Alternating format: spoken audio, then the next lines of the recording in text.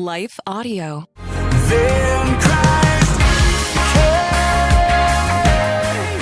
My favorite quote of all time, like on my wall, is from Peter Pan when he says, "But what if I fall?" And he goes, "Oh, but what if you fly?" Welcome to episode 28 of the Get Your Brave On podcast with Bart Millard for MercyMe on how to take risks to chase down the life you've always wanted. You know, no matter what plot twist you're going through today, I know this will encourage you to push through fear and get to that next step in life. And I'm here to help.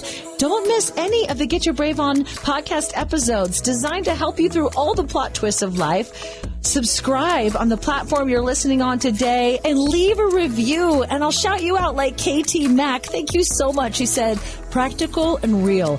Get Your Brave On is an inspiration to me. I can relate to Amanda and her guests on so many levels. Her spiritual journey is similar to mine in that she grew up going to church every Sunday, but didn't truly develop a relationship with God until she was down on her knees as a mom. Listening to her weekly podcast ignites fire and determination in my soul to further my trust and relationship with God. Girl, I am honored, and to continue to share my story with others. KT Mack, I love you, girl. Thank you for that review. I would love to shout you out in the next episode. And if you want to go deeper, love for you to sign up to be one of my brave babes. I will send you daily encouragement. Plus, you can get my free Brave Life morning planner. It's a morning routine designed to help you boot up your brave for free. Download it at getyourbraveon.info.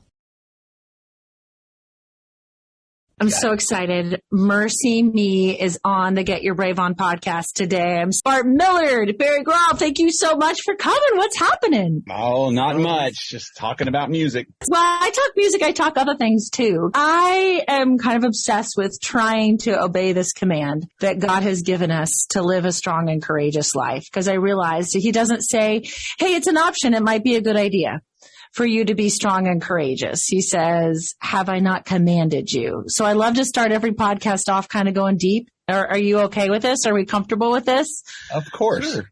Okay.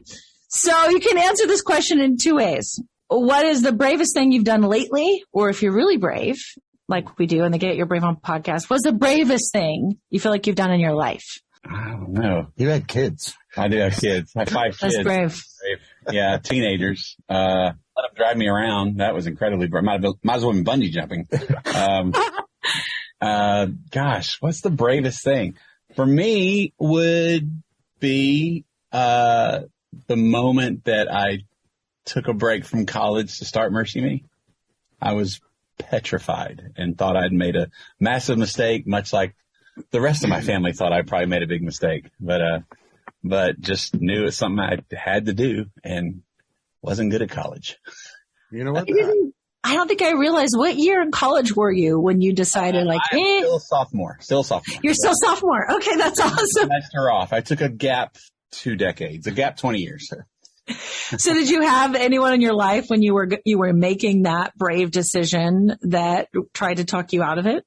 Oh, yeah. Yeah. The biggest thing was, like I wanted to sing. I wasn't pursuing it because back then it was like, you want to be we barely had Star Search. Like it wasn't even American Idol or whatever. And so to say that you want to make a living at that. And so people were like, they knew I liked to sing, but it was about going to college was about having a plan B, become an accountant, become a teacher, whatever, nothing against those.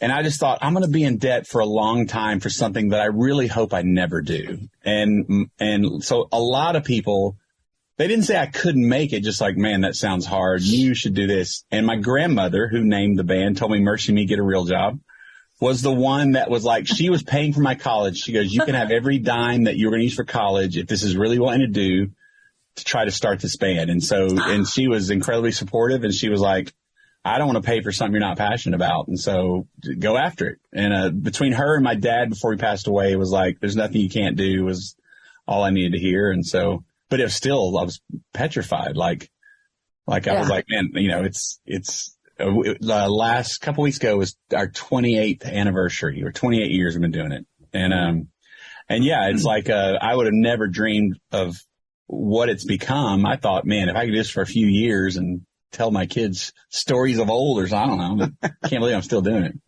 Are you still kind of petrified sometimes? Yeah, it just depends on what it is. I'm more confident in the studio. I still get nervous going on stage. But it's a different kind of thing. I get nervous if I'm unprepared is the big thing. And so like the beginning of tours still stresses me out, but, no, it's different. It's like, somewhere along the way we've learned to enjoy it. It's been the same guys for so long that they're like a security blanket. I don't know how solo acts do it, but, but yeah, it's a different kind of nervous, it's different. Everything's different there's a lot more at stake now with families and all that kind of stuff. Yeah, you've got a lot of people depending on you. What about you, Barry? Bravest thing. What you got? Probably moving to Nashville in 1988 from Baltimore to pursue music. Only knew one person here and just felt the tug to move to Nashville, just like a lot of people do. I was playing music in Baltimore and I just felt like I needed to move to Nashville to, broaden everything. And so, yeah, just packed up everything and moved and it worked out. Man, it's crazy. Yeah. It's the short version. The band that would change your life wasn't even a band for 6 more years. Think about that. Crazy. He's played for, everyone, literally everyone. Yeah. We met him when he was playing for Toby Mac and he had done it so faithfully. What year did you join MercyMe? 2003. Almost 20 years. Wow. But we were on tour together and this guy had the biggest heart on the planet. And he said his only regret was that he never really owned something. He was always the session player or the hired whatever. And we were like, man, you've done it this long. You're not jaded. And so we weren't looking for a band member. We just needed Barry around. So we made room for him and went from a 5-piece to a 6-piece at the time. You want to hug? That's good. No, not yet. Okay. So many people, I know I've been there in my life where you're just on the fence of making a decision and you're at that place in life that you think, should I go the safe route? And that's okay. Sometimes we got to go the safe route, I think. Sure. Or should I make the decision and say, I'm going to go for this dream and this thing that God is calling me to do? What would you say to someone who's maybe at that point going, do I go for this God thing? Do I trust him to go for this dream that I want in my life? Like, how do I just make that moment of drastic action and say, I'm moving to Nashville or I'm quitting college and I'm doing my thing? What is that God moment that can propel them? A guy I grew up in church with, much older than me, kind of a mentor just at church for a lot of people. He just told me one time, he said, just kick the door open until God closes it. And so that was always my, what I went for. I just, he's like, if God's going to, pave your way, then he's going to pave your way. If not, he's going to change direction. What's funny is my advice is a little bit opposite of that. My advice was, my best friend's dad was a pastor and I was in high school and I thought I was being called into ministry, not exactly what that looked like. And he told me, he goes, if you can do anything else, do it.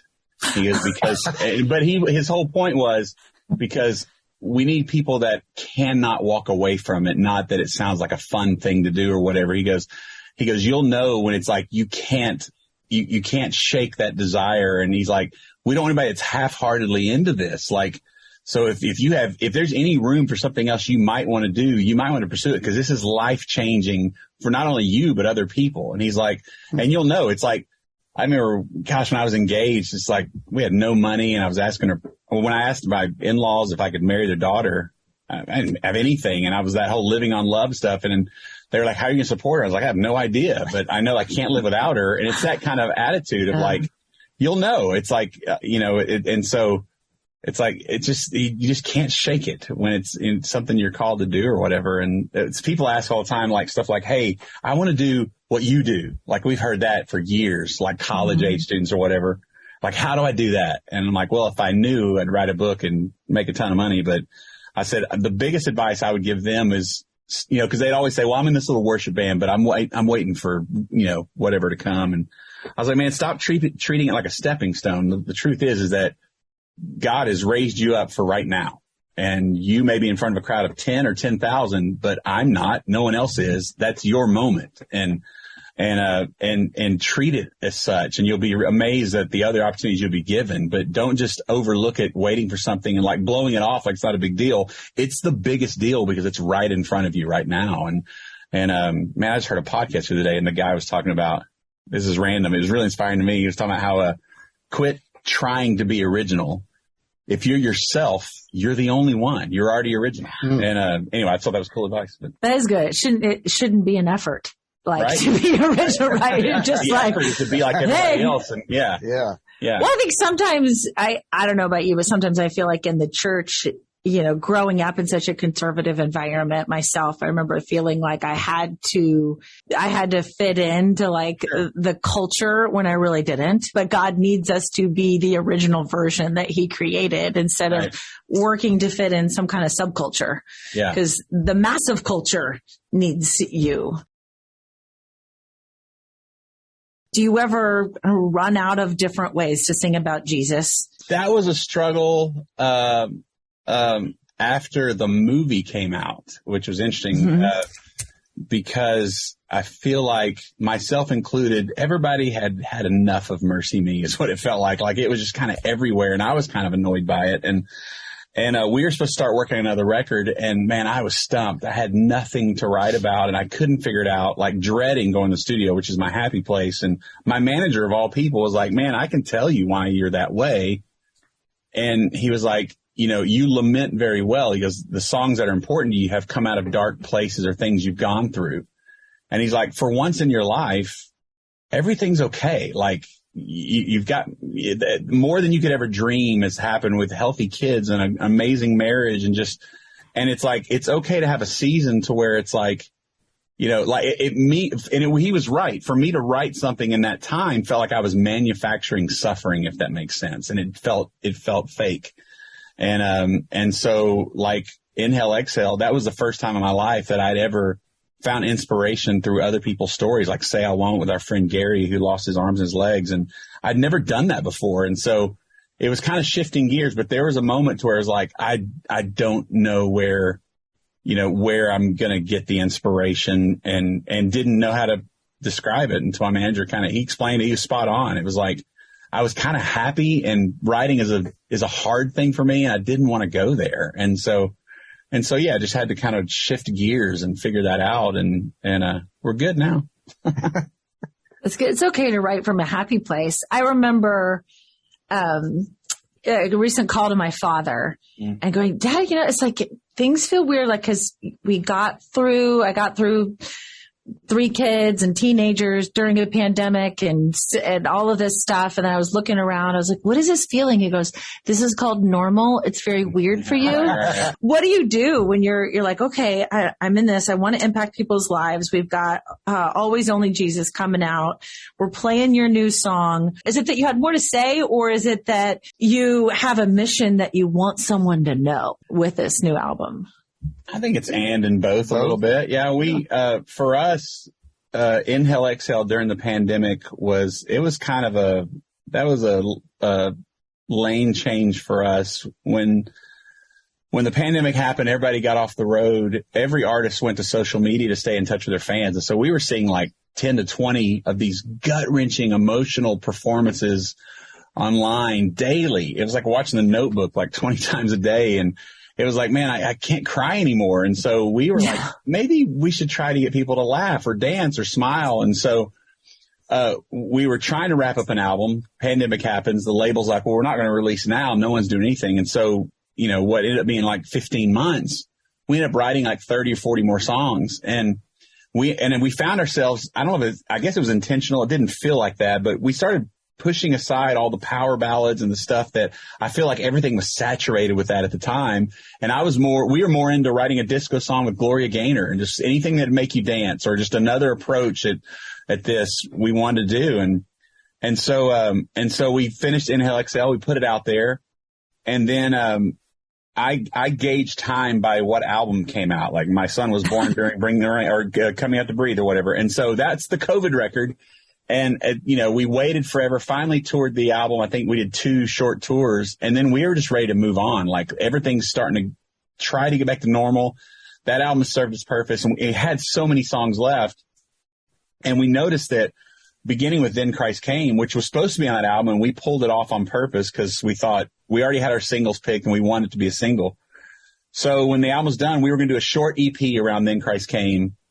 And what started as an EP became a full album, because what we noticed was, man, I've never seen the body of Christ more divided than it has been through the whole pandemic. And I now start seeing people kind of walking back things they may have said during that time, that, and it's a really interesting season. And you can either kind of keep explaining the stances you believe in or don't believe in or whatever, but is that healing or is that creating more of a wedge? And it was like, man, what unifies us? Because that's the thing we need more than anything. And we just kept going back to, it has to be about Jesus. Like, I'm okay with disagreeing with you if we both truly believe we're trying to honor the name of Jesus. Because we may have different approaches. That's why I'm a Baptist and there's nothing. I mean, if we have different opinions. But if we're pursuing Christ, I'm okay with that. And so that's when we realized, man, this album, like God With Us and You Reign and all of creation stuff over the years, this feels more like older, or just kind of more what MercyMe's DNA is about. And we wrote Always Only Jesus, thought that should be the title, because that's where we're going to agree. That's where we're going to unite the body, is if we go back to the basics and talk about how this has to be all about Jesus or we're in trouble. And even the artwork, everything is so plain and simple, and from beginning to end, every song is like, I'm careful not to say like it's a worship album, because I know that's a very popular thing right now, but it's just what MercyMe's done for 20 something years. And whether it's something that the body of Christ can sing corporately or whatever, it still points towards the most important thing, which is Christ. I love that. I know we're running out of time, but I just had a thought. Mm-hmm. I don't know about you, but watching everything about Queen Elizabeth II and her funeral and how she unified everybody, I'm hoping this is a momentum shift. Did you feel like that? Yeah. I guess it's weird because, I mean, I got more emotional than I ever thought I would. And I think because the only unifiers, sadly, that you can think of in past usually have to do with war or massive tragedy like 9/11 or a hurricane, right, whatever. And even though it's heartbreaking that she passed away, there was something beautiful about that. Even if it's for a split second, who knows how long, I'm sure we'll find something to gripe about soon. But for that moment, it was just beautiful to you talk about it. It seems like a life well lived, and to be in that spotlight for that long. And to, it's kind of like Billy Graham in some ways, to where it's like, I'm sure she has her demons or whatever, but to be able to maintain it to where people still think so fondly of her, it was beautiful, man. Like I was watching something last night and they played a couple of her quotes, the things she said during the pandemic about how we'll be together again with family and stuff. And I was like, man, this is insane. My wife and I laid on the couch yesterday and watched probably 3-4 hours of it. It was incredible. It was absolutely beautiful. Mm-hmm. Yeah. And to see the people that turned out to support, and grieve, I guess. Yeah. The pomp and circumstance of it was amazing. Like, I've never seen anything like that. It was like it was a funeral fit for a queen. Imagine that. Nice. Yeah. Last night. Great. So closing thoughts. I always like to inspire my listeners to make a brave decision and to trust God, because that's the promise of the command to be strong and courageous. He says, but I'll go with you wherever you go. So do you have anything for the listeners about, you've taken risks and God gave you this awesome ministry because he was with you in that moment of being strong and courageous. Would you have anything to say to someone that's in that moment that's just going, man, this could all work out or this could all fall apart? What do I do? I mean, I think that's it. It could all work out or it could fall apart. Mm-hmm. But, Jesus is always going to have your back whichever way it goes. Yeah, we have the first song on the album is called Hands Up, and the whole thing is about me trying to write songs about him this long and the frustration of I can't capture him. Like, he's just so big. And then, part of the thing says it feels like I'm trying to hold every drop of the ocean in a paper cup. It's just not going to work. But then the beautiful thing of it is like, man, hands up if you are so stinking grateful that we can't capture him and we can't describe him because there's so much beauty in the unknown of how big he is and how fun would it be to know every step of our journey? That wouldn't be fun at all. That would be like you going, this is what normal life is, just sitting still. Like, wow. And so like, there's a reason that, people that do these crazy things, it's exhilarating. It brings life when you don't, it's that fear of the unknown. I mean, some people are paralyzed by it. But once you break through it, it brings so much life. And so, man, it's just, that's kind of what faith is not understanding it all and just taking that step. And it's exhilarating. It's nerve wracking. It gets the blood flowing. It's a big part of living. I like it. It reminds me of that scene from the movie Parenthood. It's a really old scene. And the grandma is talking about, I like the roller coaster. When I was 19, Grandpa took me on a roller coaster. Oh? Up, down, up, down. Oh, what a ride. What a great story. I always wanted to go again. It was just interesting to me that a ride could make me so frightened, so scared, so sick, so excited and so thrilled all together. Some didn't like it. They went on the merry-go-round. That just goes around. Nothing. I like the roller coaster. You get more out of it. My favorite quote of all time, I have it on my wall, is from Peter Pan when Wendy says, "But what if I fall?" And he goes, "Oh, but what if you fly?" Man, I don't know about you, but I feel like really empowered to chase down a dream right now. The new MercyMe album is called Always Only Jesus. I hope you enjoyed a little sneak peek of it. Comes out October 21st. You can check out their music anywhere where you stream music, any Christian radio station like mine, 1039 The Fish, and at mercyme.org. And if you're ready to chase down that dream, man, I would love to help you. Sign up to be one of my Brave Babes and download my free Brave Morning Planner. You will have a specific plan every day to boot up your bravery and chase down that dream. And go a step further and sign up for my Brave Coaching Plan. You and me, one-on-one, every week, chasing down that dream together, because that's God's plan. He commands us to be strong and courageous, and He promises to go with us wherever we go. So you and I, we should be with each other. Subscribe to the podcast so you don't miss an episode, and please leave your review. And thanks to my friends at lifeaudio.com. Check them out. They have all kinds of podcasts, inspiration, Bible study, prayers, and parenting at lifeaudio.com. And get your brave on. Now that the foster child I was working with has been reunified with his family, I realized that the hardest part wasn't that bittersweet day I had to say goodbye. It wasn't the time spent with social workers, attorneys, and others to make sure he had what he needed to succeed. It wasn't learning how to advocate for a child in foster care and how to navigate the system. The hardest part was realizing I had what it took to become a CASA volunteer. Make a difference in a child's life by visiting becomeacasa.org. Every child has a chance. It's you.